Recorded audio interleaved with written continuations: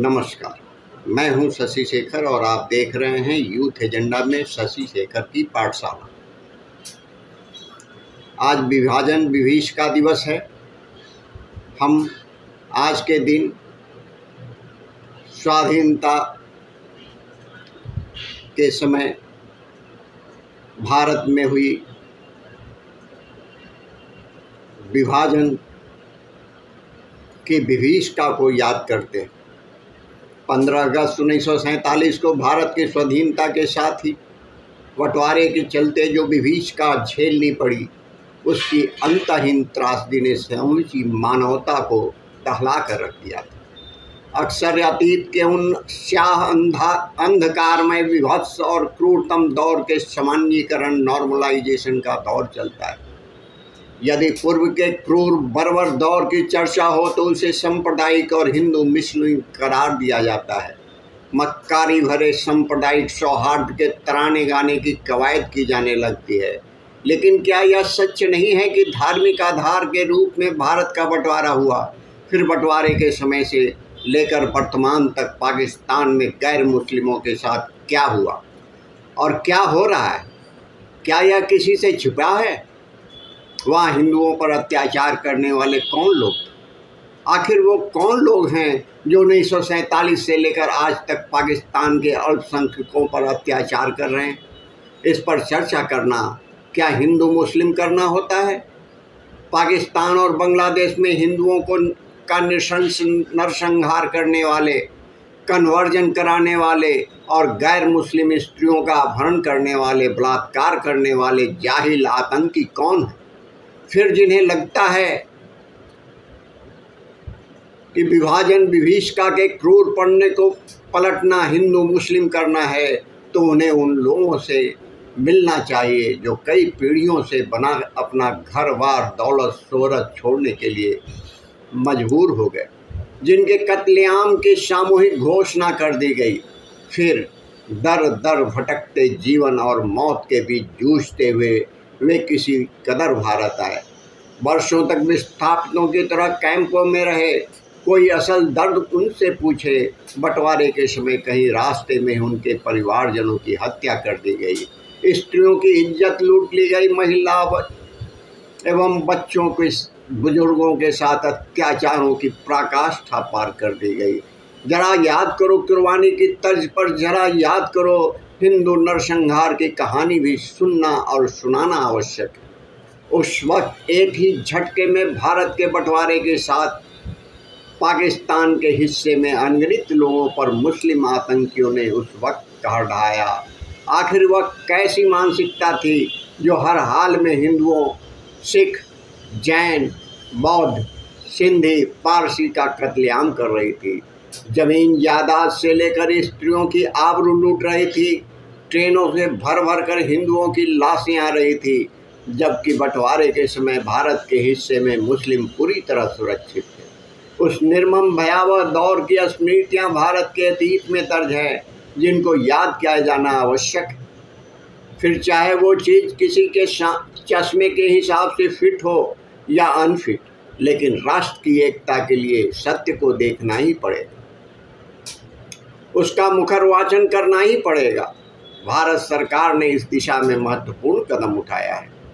प्रधानमंत्री नरेंद्र मोदी ने 14 अगस्त 2021 को विभाजन विभीषिका दिवस स्मृति दिवस मनाने की घोषणा की। उस वक्त उन्होंने कहा था कि देश के बंटवारे के दर्द को भुलाया नहीं जा सकता। नफरत और हिंसा के वजह से हमारे लाखों बहनों भाइयों को विस्थापित होना पड़ा, अपनी जान तक गंवानी पड़ी। उन लोगों के संघर्ष और बलिदान की याद में 14 अगस्त को विभाजन विभीषिका स्मृति दिवस के रूप में मनाने का निर्णय लिया गया है। केंद्र सरकार ने तो 2021 में विभाजन विभीषिका दिवस घोषित कर दिया, लेकिन क्या इतिहास के वे पन्ने सही ढंग से जन जन तक पहुँचे हैं? यह प्रश्न प्रत्येक देशवासियों को खुद से पूछना पड़ेगा, क्योंकि जो अपने इतिहास से सबक नहीं लेते अक्सर मिट जाया करते हैं। भारत के इतिहास पर विभाजन की विभीषिका एक ऐसे ही क्रूर, विभत्स, भयावह दौर के रूप में दर्ज हुई, जिसकी मर्मांतक चीखें अभी तक सुनाई देती है। फ्लैशबैक के सहारे तथ्यात्मक ढंग से बंटवारे के दौर पर चलेंगे, सत्य और तथ्य का अवलोकन करेंगे। भारत विभाजन के उस दौर में अंग्रेज भारत विभाजन के लिए किस प्रकार से अपनी चाल चल रहे थे, मुस्लिम लीग किस प्रकार से दंगों के आतंकी क्रूर चेहरे के रूप में उभर रही थी, हम इन सब पर चर्चा करेंगे। ठीक उस समय पंडित जवाहरलाल नेहरू भारत विभाजन के लिए आए। माउंटबेटन और उनकी पत्नी एडवीना के साथ 10 मई 1947 से कई दिनों तक शिमला में पार्टियां कर रहे थे। इतना ही नहीं, माउंटबेटन ने एलिजाबेथ द्वारा की गई महंगी car Rolls Royce Pandit Nehru को दे दी गई थी। नेहरू इसी में यात्राएं करते थे। फिर शिमला में माउंटबेटन, नेहरू और एडवीना की छुट्टियों के दौरान ही माउंटबेटन ने भारत विभाजन संबंधी मसौदे को पंडित नेहरू ने स्वीकार कर लिया था। इससे संबंधित घटनाक्रमों का सविस्तार वर्णन तत्कालीन ब्रिटिश पत्रकार और इतिहासकार लियोनार्ड मोसली ने अपनी पुस्तक the last days of the British Raj में किया है। यानी भारत विभाजन के लिए मुस्लिम लीग और जिन्ना तो उतावले थे ही, साथ ही पंडित नेहरू की भी भूमिका संदिग्ध और विभाजन के पक्ष में ही स्पष्ट प्रतीत होती है। उस समय कांग्रेस कार्य समिति द्वारा भारत विभाजन की माउंटबेटन योजना को स्वीकार करने की तैयारियों का महात्मा गांधी ने भी विरोध किया था, लेकिन उनको आगे नहीं चली और 3 जून 1947 को पंडित नेहरू की अगुवाई में कांग्रेस ने अंग्रेजों के विभाजन प्रस्ताव को स्वीकार कर लिया। उन्होंने इस संदर्भ में मनु गांधी से 1 जून 1947 को चर्चा की। मनु को अपने दिल की बात कहते हुए उन्होंने बताया कि आज मैं अपने को अकेला पाता हूँ। लोगों को लगता है कि मैं जो सोच रहा हूँ वह एक भूल है। भले ही मैं कांग्रेस का चवन्नी का सदस्य नहीं हूँ, लेकिन वे सब लोग मुझसे पूछते हैं, मेरी सलाह लेते हैं, आज़ादी के कदम उल्टे पड़ रहे हैं, ऐसा मुझे लगता है। हो सकता है कि आज इसके परिणाम तत्काल दिखाई न दे, लेकिन हिंदुस्तान का भविष्य मुझे अच्छा नहीं दिखाई देता। हिंदुस्तान की भावी पीढ़ी का आह मुझे न लगे कि हिंदुस्तान के विभाजन में गांधी ने भी साथ दिया था। गांधी संपूर्ण वाङ्मय का खंड 88 पृष्ठ 43-44। तत्पश्चात महात्मा गांधी ने 2 जून 1947 को कांग्रेस कार्य समिति की बैठक को संबोधित करने के दौरान कहा कि मैं भारत विभाजन के संबंध में कार्य समिति के निर्णयों से सहमत नहीं हूँ। ठीक इसी दिन महात्मा गांधी ने एक पत्र लिखकर भी अपना विरोध प्रकट किया। भारत के भावी विभाजन के से शायद मुझसे अधिक दुखी और कोई नहीं होगा। मैं इस विभाजन को गलत समझता हूं और इसलिए मैं इसका भागीदार कभी नहीं हो सकता। वहीं इस संदर्भ में माउंटबेटन के प्रेस सलाहकार रहे एलन कैंपबेल जॉनसन की पुस्तक मिशन विथ माउंटबेटन से भी गंभीर तथ्य उभर कर सामने आते हैं। जॉनसन ने पंडित जवाहरलाल नेहरू का जिक्र करते हुए लिखा है कि नेहरू कहते हैं कि मोहम्मद अली जिन्ना को पाकिस्तान देकर वह उनसे मुक्ति पा लेंगे। वह कहते हैं कि सिर कटाकर हम सिर्फ दर्द से छुट्टी पा लेंगे। उनका यह रूख दूरदर्शितापूर्ण लगता था, क्योंकि अधिकाधिक खिलाने के साथ साथ जिन्ना की भूख बढ़ती ही जाती थी। जोहानसन की उपरोक्त टिप्पणी से कई प्रश्न उभरते हैं। क्या जवाहरलाल नेहरू के लिए विभाजन सिर्फ एक खेल के रूप में था? क्या उन्होंने जिन्ना से छुटकारा पाने के लिए देश के विभाजन को स्वीकार कर लिया, फिर विभाजन विभीषिका में पश्चिमी और पूर्वी पाकिस्तान में लाखों करोड़ों हिंदुओं सिखों को मरने के लिए छोड़ दिया? आखिर ऐसा क्यों हुआ? क्या भारत की स्वतंत्रता का जो स्वप्न असंख्य और वीर हुतात्माओं ने देखा, उसे कांग्रेस और मुस्लिम लीग ने अंग्रेजों के साथ मिलकर नष्ट कर दिया? क्या पंडित नेहरू ब्रिटिश एजेंट के रूप में काम कर रहे थे? अगर नहीं तो नेहरू माउंटबेटन और एडवीना के साथ शिमला में क्या करने गए? वहीं विभाजन के समय अंग्रेजों की शब्दावलियों तथा तत्कालीन परिदृश्य से कई पहलू उभर कर सामने आते हैं। उस समय अंग्रेज स्वाधीनता को सत्ता हस्तांतरण के रूप में घोषित कर रहे थे। विभाजन के एकदम निकट इतिहास के संदर्भ को देखें तो 20 फरवरी 1947 को ब्रिटिश हाउस ऑफ कॉमन्स में भारत की स्वतंत्रता को लेकर चर्चा हुई थी। तत्पश्चात ठीक इसी दिन ब्रिटेन के प्रधानमंत्री क्लेमेंट एटली ने कहा था कि जून 1948 से पहले हिंदुस्तानी सरकार को सत्ता सौंप दी जाएगी। अंग्रेजों ने जिसे डोमिनियन स्टेट के रूप में ब्रिटेन के प्रभुत्व पर संचालित करने की योजना बनाई थी, जो आगे चलकर 15 अगस्त 1947 से लेकर 25 जनवरी 1950 तक, यानी संविधान लागू होने तक पूर्व तक डोमिनियन स्टेट के रूप में लागू रहा। यह तथ्य भी ध्यान रखे जाने योग्य है कि 15 अगस्त 1947 से लेकर 21 जून 1948 तक लॉर्ड माउंटबेटन स्वतंत्र भारत के गवर्नर जनरल रहे। इतना ही नहीं, गवर्नर जनरल के रूप में लॉर्ड माउंटबेटन का अनुमोदन पंडित जवाहरलाल नेहरू की अस्थायी सरकार यानी कैबिनेट ने ही किया था। आगे 14-15 अगस्त 1947 को भारत के विभाजन के साथ ही पूर्वी और पश्चिमी पाकिस्तान में हिंसा और नरसंहार खुलेआम शुरू हो गए। पाकिस्तान के हिस्से में गैर मुस्लिमों की संपत्तियां तो लूटी ही जा रही थी, उसके साथ ही महिलाओं की इज्जत लूटी जा रही थी, बलात्कार किया जा रहा था, मासूमों तक को मौत के घाट उतारा जा रहा था। हिंदुओं को काफिर कहकर खुलेआम उनकी हत्या के लिए खूंखार मुस्लिम आतंकियों की भीड़ चौतरफा आतंक मचा रही थी। वर्षों से अपनी संपत्ति और जमीन के मालिक बेघर किए जा रहे थे, उनकी दौलत, शोहरत और इज्जत सब कुछ लूटी जा रही थी। विस्थापन के लिए सैकड़ों किलोमीटर की लाइनें आम बात हो चुकी थी। उस समय विभाजन के एक निर्णय ने लाखों करोड़ों लोगों की जिंदगी को मौत और आतंक के साए में बदल दिया था।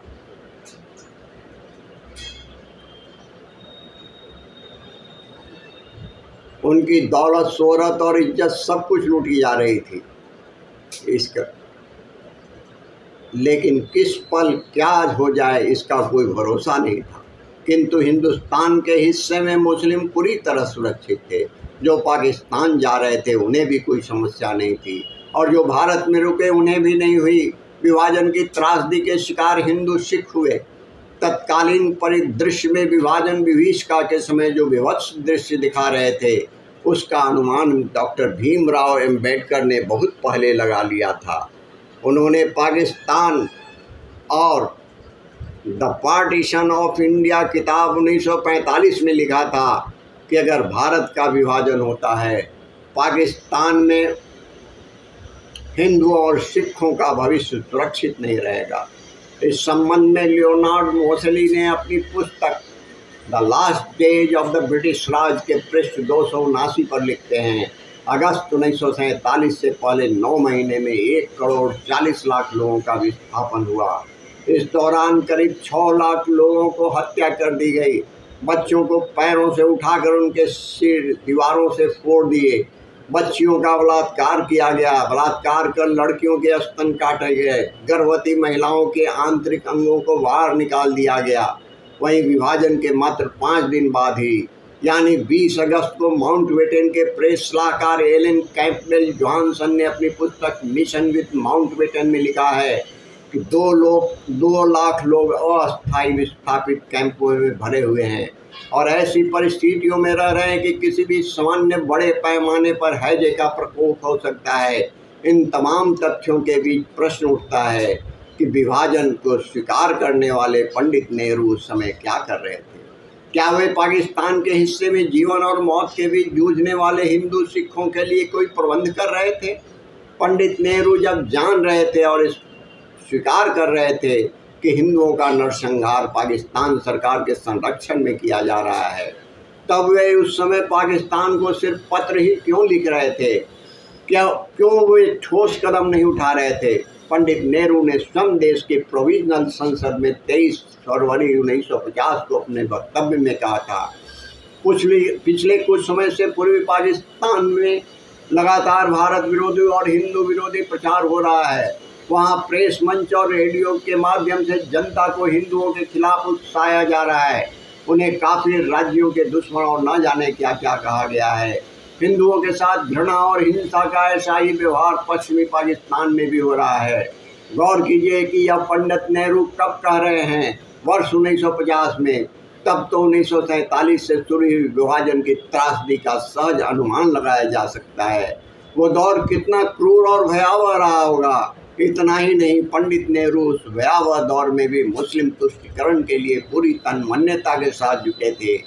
वे विभाजन का दंश झेल कर किसी तरह भारत आने वाले हिंदुओं सिखों के लिए राहत और पुनर्वास की चिंता नहीं कर रहे थे, अपितु पंडित नेहरू ने मंत्रिमंडल की 18 सितंबर 1947 की हुई बैठक में कहा था, भारत से जो मुसलमान पाकिस्तान गए हैं उनके घरों को पाकिस्तान से आने वाले हिंदुओं को नहीं दिया जाएगा। यानी स्पष्टतः उनका मानना था कि भारत से मुसलमान के पलायन के बाद खाली हुए उनके घरों को का स्वामित्व, उनमें स्थित संपत्ति किसी अन्य को नहीं दी जाएगी, जबकि पाकिस्तान में स्थित उसके ठीक उलट हुई। हिंदू नरसंहारों की जो त्रासदी विभाजन विभीषिका के क्रूरतम विवश दौर में देखी गई, उसकी कल्पना मात्र से पीड़ा की कार्मिक ज्वाला हृदय से सुलगने लगती है। उसके पीछे इस्लामिक मानसिकता ही है, जिसके उदाहरण भारत के अतीत में पड़े हुए हैं। मोपला नरसंहार, बंगाल दंगे, जिन्ना का हिंदुओं के कत्लेआम वाला डायरेक्ट एक्शन डे सहित देश भर में होने वाले मजहबी दंगे विभाजनकारी मानसिकता के पर्याय के रूप में उभर रहे हैं। हाल ही में उस बांग्लादेश में जिस हिंदुस्तान की सरकार ने बनाया, वहाँ के हिंदुओं के साथ निरंतर होता रहा है, और जो हो रहा है वह विभाजन विभीषिका की एक छोटी नज़ीर पेश करता है। स्पष्ट है कि जहाँ जहाँ हिंदू घटे वे हिस्से देश से कटे। विभाजन विभीषिका के उस भयावह दौर को याद करने का अभिप्राय है अपने अतीत को अच्छी तरह से झांकना, उनके कारणों मानसिकता का पता लगाना, राष्ट्र में नई चेतना जागृत करना, सशक्त सतर्क समर्थ बनाना, ताकि फिर कोई जिन्ना जैसी आतंकी न पैदा होने पाए और ऐसे विभाजनकारी शपोनों के फन कुचले जा सकें जो राष्ट्र के विभाजन का मंसूबा पाले हुए हों। क्योंकि सत्ताधारी और राजनीतिक बस से देश नहीं चलता, देश चलता है सशक्त समाज से, और उसकी बौद्धिक चेतना से देश सबल बनता है। सामूहिक एकत्व के सूत्र के साथ शक्तिमान बनकर राष्ट्रीय चेतना के सतत जागरण से और राष्ट्र को शक्तिशाली बनाने से फिर राष्ट्र चलता है अखंडता और एकात्मता के साथ, नवीन सृजन और स्वबोध के साथ गतिमान रहने से। अतएव आवश्यक है कि समाज में राष्ट्रबोध, शत्रुबोध की भली भांति जानकारी हो, संकल्पों में दृढ़ता हो, ताकि भारत विभाजन के गुनाहगारों से लेकर वर्तमान की विभाजनकारी मानसिकता का समूल नाश कर सके।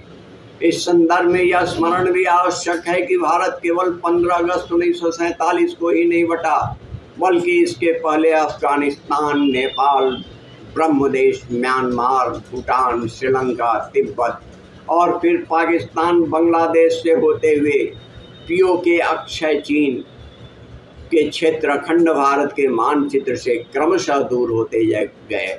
1857 में भारत भूमि का जो क्षेत्रफल लगभग 83 लाख वर्ग किलोमीटर था, स्नेह स्नेह उसका एक बड़ा भूभाग लगभग 50 लाख वर्ग किलोमीटर गंवाकर देश के पास वर्तमान में 33 लाख वर्ग किलोमीटर का ही क्षेत्रफल बचा हुआ है।